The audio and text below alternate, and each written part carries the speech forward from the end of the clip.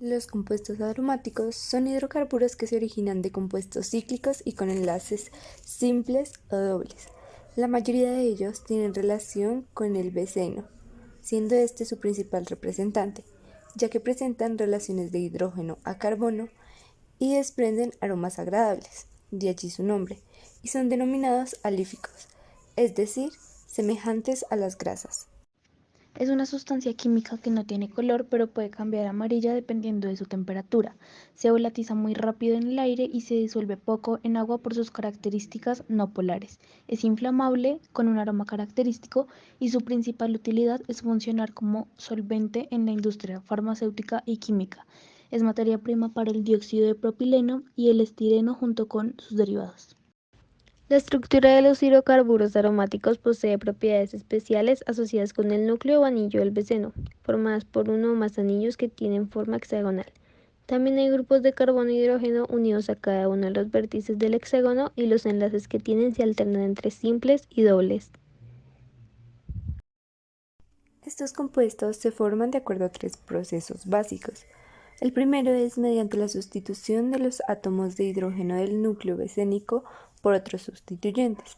El segundo es mediante la unión de dos o más anillos de benceno, ya sea directamente o mediante cadenas alifáticas u otros radicales intermedios. Y la tercera es por condensación de los anillos de benceno. En la nomenclatura, su estructura es de un alqueno poliinsaturado, sin embargo, sus propiedades no son las esperadas para este tipo de sustancias, por lo que el benceno y compuestos derivados o similares se desconoce como aromáticos. Los aromáticos deben cumplir con tres condiciones: que sus moléculas sean cíclicas, que sus moléculas sean planas y que sus moléculas cumplan con la regla de Hockel, lo que significa que tienen electrones compartidos en número igual a 4n más 2. Voy a explicar las reglas básicas de la nomenclatura de los aromáticos. Se dividen en tres. La primera regla: en los bencenos monosustituidos se nombra primero el radical y se termina en la palabra benceno. Por ejemplo, metilbenceno, etilbenceno, isopropilbenceno y vinilbenceno. La segunda regla es: en venenos disustituidos se indica la posición de los radicales mediante los prefijos orto, o, meta y sus siglas sería O y un guión y M y un guión. También pueden emplearse los localizadores 1, 2, guión, todo separado por guiones entre números y letras para poder distinguirlos. Quedaría, por ejemplo, O, dimetilbenceno o 1,2 dimetilbenceno, y así con todas las nomenclaturas. La regla número 3. En los bencenos con más de dos sustituyentes se numera el anillo de modo que los sustituyentes tomen los menores localizadores. Si varias numeraciones dan mismos localizadores, se da preferencia al orden alfabético.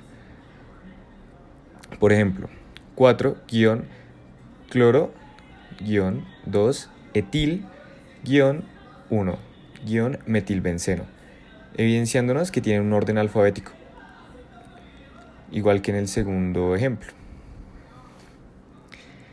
1,4, comenzamos por la letra en orden alfabético, que sería dietil, 2, metilbenceno, todo separado por guiones para distinguir los números de las letras. Para ejemplificar la nomenclatura del benceno, vamos a empezar enumerando la cadena principal. La numeramos de 1 a 6, empezando por la ramificación más grande. En este caso, estas se encuentran es un prop porque pues hay 3.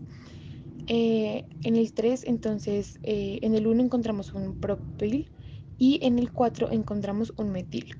Por lo que es en orden alfabético, entonces primero ponemos el 4 en línea porque se separa el número de las palabras. Después sigue metil porque es solamente uno. Después en el 1 encontramos un propil y se termina en benceno. Al finalizar, explicaremos qué sucede cuando el benceno no es la cadena principal o es una ramificación. Como paso 1, identificaremos la cadena principal y los carbonos que ésta tiene. En el ejemplo que se ve en la pantalla, evidenciamos que tiene 9 carbonos, por lo que según la nomenclatura corresponde a un non. Seguido de esto vamos a enumerarlos. Empezaremos por el extremo que esté más cercano a un enlace doble o triple. En el ejemplo empezaríamos por la derecha. Seguido de esto vamos al paso 2, que es nombrar los enlaces dobles, por lo que entre el enlace 1 y y en el carbón 2 vemos que hay un enlace doble. Entonces se podría decir que el enlace es del carbono menor. Entonces decimos, en el carbono 1 tenemos un enlace doble y en el carbono 8 un enlace doble. Entonces se nombraría como 1,8-dieno. En el paso 3 vamos a nombrar el enlace triple que se encuentra entre el carbono 3 y el carbono 4, por lo que se puede decir que en el carbono 3 hay un ino. Entonces se pone 3-ino. En el paso 4 juntaremos los pasos anteriores, por lo que tenemos como resultados non-1,8-dien-3-ino. Después de esto, nombraremos el beceno, que cuando está en una ramificación se nombra como fenil. Entonces en el carbono 5 tenemos un fenil y en el paso 6 uniremos todos los pasos anteriores, por lo que como resultado tenemos en el carbono 5 fenil non 1,8 dien 3 ino.